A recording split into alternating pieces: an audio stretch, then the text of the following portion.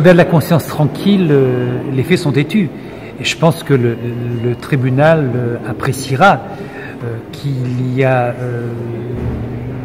dans ce dossier, moyen de prouver qu'il n'y a pas de prise illégale d'intérêt, en rappelant, il ne s'agit pas de dire si un Armand a volé, s'il a triché, s'il a truqué des marchés publics, mais bien de savoir si à un moment donné, il y a eu un souci entre la sphère privée, mon travail de conseil, et la sphère publique, mon rôle ou mon statut de PDG de la SODIAC. Voilà.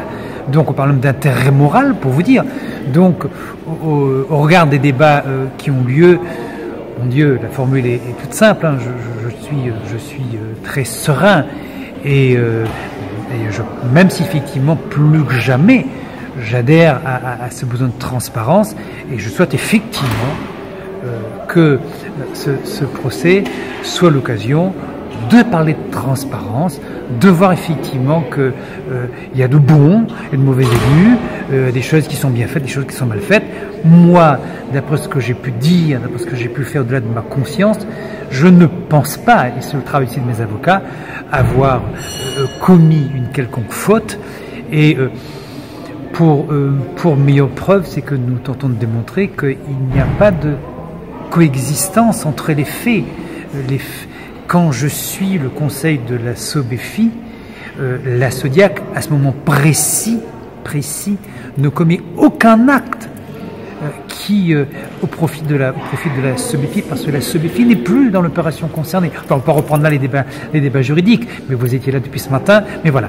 Donc, c'est vraiment le cœur encore plus léger que je vous parle là. Et voilà, je m'attends à une relaxe. Maintenant, le tribunal est seul juge. Il a maintenant tous les éléments d'appréciation en sa faveur et attendons. 1 an d'emprisonnement, 10 000 € d'amende, ça vous paraît lourd comme réquisition? Ça me paraît très lourd, mais je dis que le parquet peut-être dans son rôle, en sachant que moi j'ai trouvé un parquet un peu, comment dirais-je, un peu gêné aux entournures, parce que l'enquête était plus que légère, on a du mal à qualifier le moment où le reproche peut être établi.